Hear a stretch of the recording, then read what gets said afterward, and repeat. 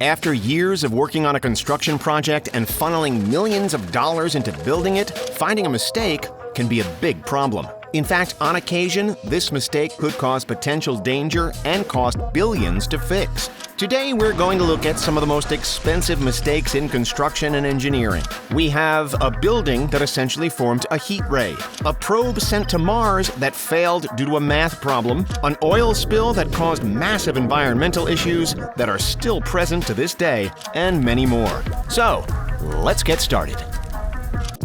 Sounding like a plan from Lex Luthor or Dr. Doom, a building in London was able to produce essentially a heat ray. Named after its location, 20 Fenchurch Street has also been nicknamed the Walkie Talkie due to its unusual design. During its construction in 2013, the £200 million or $278 million building was discovered that for 2 hours per day, the structure was able to work as a concave mirror as it focused sunlight on the street to the building's south. The heat from it was said to reach 60 degrees Celsius or 140 degrees Fahrenheit, giving the skyscraper another nickname, Walkie Scorchy. The building's architect, Raphael Vignoli, had a similar problem when he created the Vdara Hotel in Las Vegas. He stated that the Fenchurch building was meant to have louve windows to prevent this sun issue. However, they were taken out during the planning process. Soon after the problem began to fry eggs in the street, a sunscreen was placed across the window to reduce the glare, the cost of which was estimated to be around £10 million or $14 million. The Fenchurch skyscraper was later purchased by the company Lee Kum-Kee in 2017 for £1.3 billion or around $1.8 billion. It's one of the most recognizable buildings in the world, and yet for decades, the Sydney Opera House has failed one of its main purposes: have decent acoustics. Breaking ground in 1959, the structure, designed by Jorn Utzon, wouldn't be opened until 1973. By that time, the construction costs had reached 102 million Australian dollars, or 79 million American. Today, that's the same as nearly 987 million Australian, or 767 million American. During its creation, the Opera Hall was switched with the theater. As such, the acoustics weren't created for these exact formats. According to musicians that have played at the site, they often struggle to hear the instruments from those next to them. However, that's soon about to change. Refurbishment on the Opera House is getting underway at the moment. The venture will look to improve the dismal sound quality throughout the building, the cost of which is slated to be nearly 300 million Australian dollars or 233 million US dollars. When construction got underway for the Berlin Brandenburg Airport in 2006, it was expected to be completed by 2011. Then, every year after was the new completion date after one delay after another. In reality, it only opened its doors in late 2020. Just before it opened, inspectors noted 120,000 defects across the 3.6-acre airport. The delays have been attributed to corruption as well as poor planning and management. So far, the airport has cost around $8.2 billion to create, and already they want to expand due to underestimating the number of tourists traveling through the area. Originally, it was built to host 27 million people. In 2019, the area had 35 million tourists pass through. As such, the facility wants a further $2.7 billion.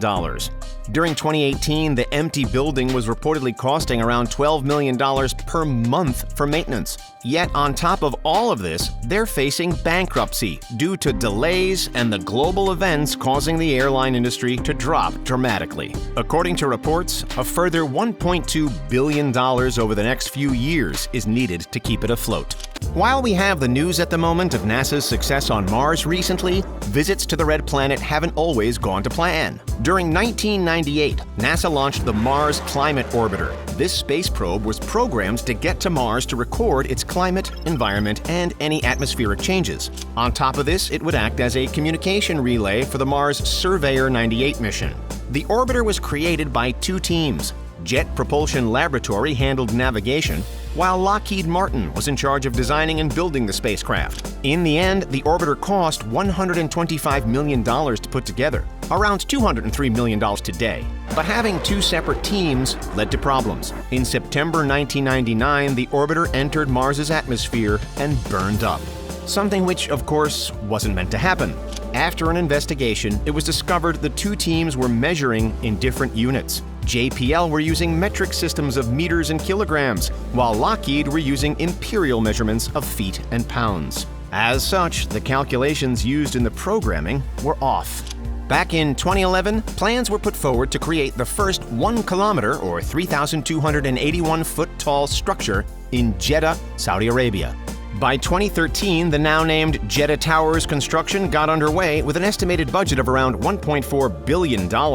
It was expected to be completed by 2018. The structure was set to be the centerpiece of a new $20 billion development for tourists called Kingdom City. The tower was designed by Adrian Smith, who also designed the current tallest building, the 2,722-foot-tall Burj Khalifa. The project was led by Saudi Arabian Prince Al-Walid bin Talal. Yet by 2017, Prince Talal was arrested, along with hundreds of others, as part of a Saudi Arabian investigation into corruption.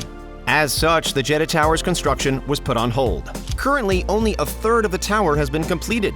No work has been done on it since 2018 due to the arrests and the recent global events. There are no current plans to finish it either. At the moment, it's only 826 feet tall. Formerly known as the Amoco Building, the Aon Center in Chicago was opened to the public in 1973. At the time, it's believed the building's construction costs came to $120 million. Today, that would be around $760 million. One of the main features on the original 1,189-foot-tall structure was the marble skin coating its exterior. Altogether, there was 43,000 panels across the Aon Center. However, the marble was too thin. Due to Chicago's windy weather, the panels of marble were detached and began plummeting to the streets below. Quickly, workers began securing the remaining panels to stop them from falling as well.